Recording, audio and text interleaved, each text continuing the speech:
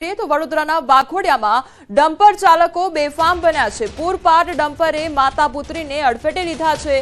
तो hit and रननी घटनामां एकનું મોત નીપજ્યું છે। વાઘોડિયા માળોધર રોડ પર हिट एंड रननी अकस्मात सर्जी અને ડમ્પર ચાલક ફરાર થયો છે। તો એક્ટિવા પર જઈ રહેલા માતા પુત્રીને અડફેટે લીધા હતા। અકસ્માતની ઘટના સીસીટીવી કેમેરામાં કેદ થઈ છે।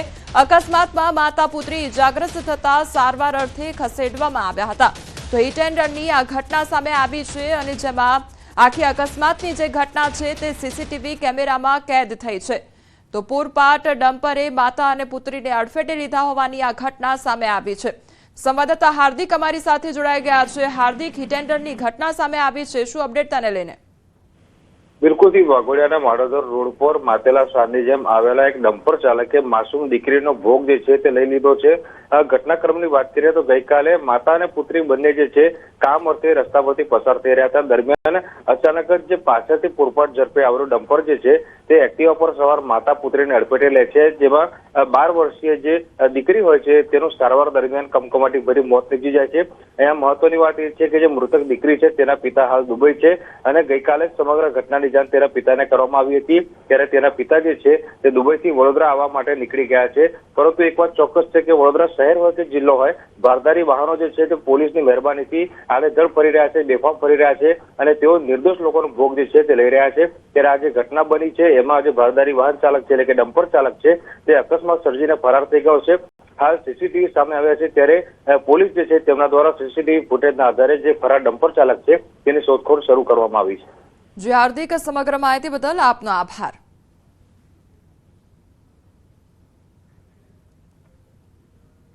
તો આ તરફ રાજકોટમાં અકસ્માત કેસમાં મોટો ખુલાસો થયો છે। નબીરાઓને બચાવવાનું કારસ્તાન ખુલ્લું પડ્યું છે। ડ્રાઈવર બદલ્યો હોવાનું પોલીસે કબૂલ્યું છે। ડ્રાઈવર બદલવાની ઘટનાના સીસીટીવી ફૂટેજ પણ સામે આવ્યા છે। 21 માર્ચે ન્યારી ડેમ રોડ પર અકસ્માત સર્જાયો હતો। મીડિયામાં અહેવાલ પ્રસારિત થયા બાદ પોલીસે કબૂલ્યું। પોલીસ સમક્ષ હાજર થયેલ આરોપી ડ્રાઈવર ખોટો છે। સગીર યુવક કાર ચલાવતો હતો જેની ઓળખ થઈ ચૂકી છે। ફરિયાદીએ પોલીસ કમિશનર અને ગૃહમંત્રીને કરેલી અરજીમાં સનસનીખેજ આક્ષેપ પણ કરવામાં આવ્યો હતો। અકસ્માત બાદ ડ્રાઈવર બદલ્યાનો આક્ષેપ થયો હતો।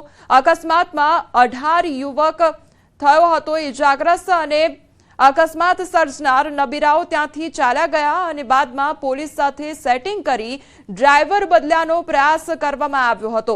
તો ડ્રાઈવર બદલ્યાનો પોલીસ પર આરોપ પણ લાગ્યો હતો અને ફરિયાદમાં ફાઇનલ ભરી આરોપી બદલવામાં આવશે અને સગીર યુવક વિરુદ્ધ કાર્યવાહી કરવામાં આવશે। નબીરાઓની ઓળખ થઈ ચૂકી છે અને પોલીસની પોલ પણ છતી થઈ છે।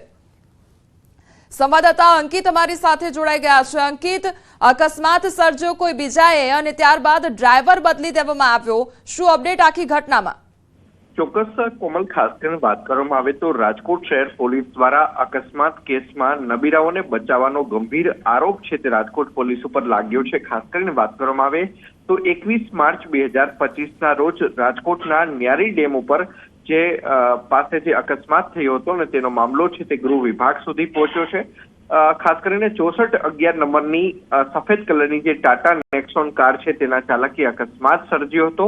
અકસ્માતમાં 18 વર્ષીય પરાગ ગોહેલ નામનો યુવક છે કે જે ઇજાગ્રસ્ત થયો છે ને હજુ પણ તેની સારવાર છે તે રાજકોટ શહેરના વોકાટ હોસ્પિટલમાં ચાલી રહી છે। અકસ્માત સર્જ્યા બાદ નબીરાઓ છે તે ઘટના સ્થળથી ચાલ્યા ગયા હતા અને બાદમાં પોલીસ સાથે સેટિંગ કરીને તેમના દ્વારા ડ્રાઈવર બદલવામાં આવ્યો હોય આ પ્રકારનો આક્ષેપ છે તે પરિવારજનો દ્વારા છે તે કરવામાં આવ્યો છે અને સમગ્ર ઘટનાના સીસીટીવી ફૂટેજ પણ હાલ સામે આવ્યા છે કે કઈ રીતે કારનો ડ્રાઈવર છે તે બદલવામાં આવે। જે તે સમયે પરિવારજનો દ્વારા રાજકોટ શહેરના તાલુકા પોલીસને રજૂઆત કરતા પોલીસ દ્વારા યોગ્ય જવાબ ન આપવામાં આવતા મામલો છે તે ગૃહ વિભાગ સુધી પહોંચ્યો હતો અને સમગ્ર મામલાની અરજી છે તે રાજકોટ શહેર પોલીસ કમિશનર તેમજ ગૃહ રાજ્યમંત્રીને પણ છે તે કરવામાં આવી હતી। ત્યારે સમગ્ર મામલો છે તે મીડિયામાં પ્રકાશિત થતા પોલીસે પણ હવે સ્વીકાર્યું છે કે અકસ્માતના પ્રકરણમાં રજૂ થયેલા આરોપી ડ્રાઈવર ખોટો છે અને તેની જગ્યાએ સગીર યુવક છે જે કાર ચલાવતો હતો। જી અંકિત, સમગ્ર માહિતી બદલ આપનો આભાર।